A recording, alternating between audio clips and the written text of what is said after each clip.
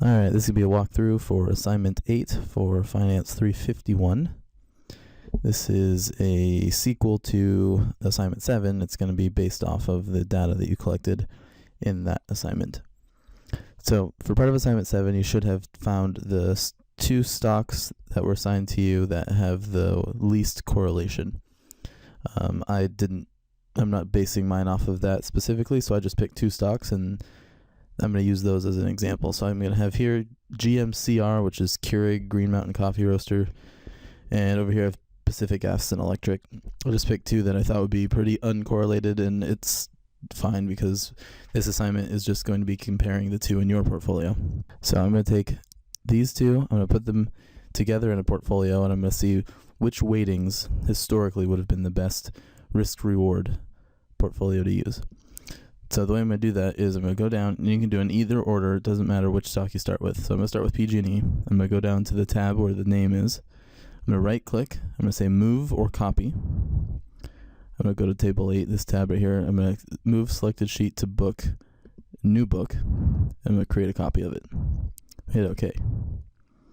So it looks like nothing happened, but actually it created a new page. If I go down here, you can see book 5. And that has PG&E in it. I created a new book called Book 5 and put PG&E in there. Now I'm going to go back to GMCR. I'm going to right click, move or copy. I'm going to say move that also to Book 5 so they're on the same page. Move it to the end and create a copy. I'm going to say OK, and now they're both on the same page. So I have PG&E and GMCR on the same page. So I'm going to create a new sheet, and on this sheet I'm going to be making the portfolio with the different weights. And so it's going to scale between 100% and 0% all the way to 0% and 100%. And it's going to increment by 10% each time. So I'm going to start with the dates. And you should have just 60 periods. I copied all of the dates, so I'm going to scroll down and just get 61 lines so I can get the 60 rates of return. So I'm going to go 61. I'm going to hit Control-C to copy. I'm going to go to Sheet 3. In A1, I'm going to hit Control-V to paste. You could also right-click and hit Copy and then go back and hit Paste and paste it that way too. Then I'm going to go to PG&E. I'm going to take the rates of return for that time period all the way down to 61. We only need 60 actually, so I'm going to go to 60. I'm going to Control-C. And then this is the important part. On Sheet 3, I'm actually going to right-click, paste special, and paste values, and hit OK. Then we'll format that as a %. And then just so I don't forget, this was PG&E, right? It's 3.43 is the first one, 3.43 is the first one. Yep, so it's PG&E. So I'm going to put that in there, PG and E. That way I don't forget, because they're both going to say ROR at the top. Now I'm going to do the same thing here. All the way down to 60. I'm going to do right click, paste special, paste values. Let me show you what it looks like if you don't paste values. You get these really huge numbers, 406% return, 8,000% return. That's just not accurate. What we want to do is right click, paste special, and paste values, and hit OK. And then we get some realistic numbers, 8%, 35%, 7%. Those are pretty realistic. Those are acceptable. I'm going to make them percents. I'm going to move that decimal over. I'm going to go down to the bottom and make sure that they're even. Okay, now this is GMCR. Great, so now we have the rate of return for each of the stocks in each of the time periods. And we're going to say we want to build a portfolio that is either 100% or 90%, and so on. And so what we're going to do is go across the top and go all the way down from 100% to 0%. And what this percentage is measuring is how much of our portfolio is one of these stocks. So if we have a portfolio that only has 2 stocks in it, and one of them is 100% of the portfolio, that means the other one has to be 0 because there's nothing left in there, right? The total portfolio has to be 100% because that's the whole thing. So we say PG&E is 100% of the portfolio. If PG&E was 90% of the portfolio, that means GMCR has to be 10%. Because the rest of the portfolio has to be GMCR. We're assuming that there's no flat cash. It's all percentage of a stock. And so rather than do 100, 0, 10, 20, and so forth, I'm going to do 100 And then in the formula, I'm going to account for the other side. So that might not make sense right now, but watch what happens when I do it. We're going to say the portfolio is equal to, and then we're going to set two things and add them together. So I'm going to have the portfolio is equal to something plus something else. I'm going to say those two things are the weight of the stock, which is 100%, times the return for the first stock. So it's 100% of PG&E plus, and now I want to say there's 0% of GMCR because we have 100% of PG&E. So that means we don't have anything left to give to GMCR, so it has to be 0%. So I'm going to do that by saying 1 minus the percentage of PG&E. And 1 minus 100, 100% is actually just 1, right? If you move the decimal over, you see it's just 1. So 1 minus 1 is 0, and that's the same thing, right? Because we're looking for 0% times GMCR because that's what's left over. So I'm going to put that in parentheses, and I'm going to say times the rate of return for GMCR. And then I'm going to hit enter.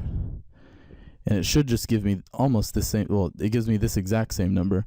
This one's just rounded to 4.3, and that one is 4.259.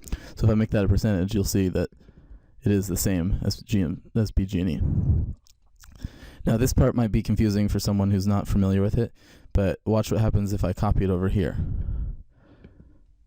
I want 1 minus 90%, which should give me 10%, because if I had 90% of PG&E in a portfolio, that means I only have 10% left over for the other stock, which means 1 minus 90% should be 10%, and it is. So we have 90% of PG&E and 10% of GMCR in this portfolio. So what I do need to be careful of is when I copy this formula over, I have the two stocks, right? The green one is stock 1, the pink one is stock 2, times the weight, which is the blue one. But in this cell, I have the weight still, that's fine. But now I'm referencing this cell and this cell. And that's because when I dragged it over, it moved those references with it. So I want to make sure that these references stay here, right? I want to reference B and C, not C and D. So rather than just go through and move those cells over for every number, I'm going to start at the first cell. I'm going to lock in column B and C. And I do that by finding where there's a B, and I give it a $sign, and that tells Excel to lock in. So I lock in B, and I lock in C. I want D to move because I want to reference the 10, the 90, the 80. I want D and E and F to eventually be there in this column. But I don't want to change from B and C. I want to stay in column B and stay in column C. So I'm going to hit enter. Notice that this number didn't change because I didn't change the formula. I just changed the locking of the cells. So when I drag it over now, all these other numbers will change. See how they all changed? But when I click on them, now we locked in column B and column C. So no matter where I go, they're always referencing column B and column C. And it's going to keep referencing whichever percentage is right above it. So in column L, we're referencing B and C for the stocks, but we're referencing the weight in column L. And that's what we want. We always want to move to the weight that's right above. See? Now, when we drag down, we'll notice another problem. When we drag down, this blue number comes with it. And see, instead of referencing the weight down here, we're referencing the return of the number before it, and that's not what we want either. We want to keep this one up in the weights, right? And so, just like what we did before, we want to lock in row 1. We don't want it to go to row 1, 2, 3. We want it to always stay in row 1, and we want it to only be able to move between D and N, because those are where the weights are. So we want it to be row 1, but column D through N. So what we do is we find where D1 is, which is right here and right here. There's two references to D1. And we want to not put a $sign in front of D because we want it to be able to move to D and E and F. We want to put a $sign in front of 1 because we want to tell Excel, stay in row 1. Don't go outside of row 1. You can go to any letter you want as long as it's not outside of row 1. Let me hit enter there. So when I drag this down, you'll see that I'm still referencing D1, but if I drag this over, it's able to move to G1. It stays in row 1, but it moved from over here where it's D1 to over here where it's G1. That's okay. And so now if I drag this all the way over here and drag it down, no matter where I click, we should be in the same column in the weights and within B and C. So if I go over here, we have the weight, we have B and C. If I go over here, we have the weight, we have B and C. So no matter where I am, we should have the weight and B and C as the references. That's perfect. That's exactly what we want. And so using that, I can copy this formula all the way down using that bottom box. And now we have the return for every possible combination in this series of portfolios. So what this is D through N are 10 or 11, 1, 2, 3, 4, 5, 6, 7, 8, 9, 10, 11 different portfolios. This is 11 different portfolios with a combination of PG&E and Green Mountain Coffee Roasters, GMCR. So now the next step is to scroll down. I need to get the mean, the standard deviation, and the Sharpe ratio for each of these. I'm going to delete this date just because it's a little hanging off right there and it's not really important. So what I need is the mean, the standard deviation, and the Sharpe ratio. What I'm going to do is I'm going to actually start with the standard deviation, standard dev, and that's going to come in handy because we want to make sure the standard deviation is first, because later when we graph it, Excel takes the standard deviation before it takes the mean. Then I put the mean then, and then I'm going to put the Sharpe ratio after that. So I want the standard deviation, which is equal to STDEV. Sometimes you'll have a STDEV.S or .P or something. If you have different choices of which standard deviation, use the .S. If you don't have a choice, it's not a problem. Just use STDEV like I have. And then I want to highlight that whole column. And I can keep the letters in there if I want. It doesn't matter. Then under mean, I want equals average, because the mean and the average is the same thing. Highlight that whole column. And then our Sharpe ratio, I'll come back to that later. That'll be the last thing we do. So once I've filled those in, because I only want to do the mean in the standard deviation for each column, and the columns have the same dimensions, they all start at 2. I'll scroll to the top. They all start at row 2, and they all go all the way down to row 60. None of them go outside of 2 and 60.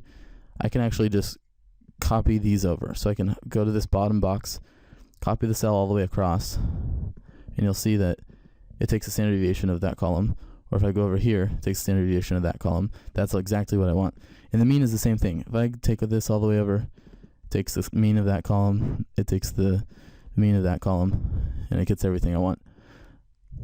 Now I'm just going to highlight them, put them all in percentage form so we can, I'm going to highlight all of them, put them in percentage form so that they're easy to compare.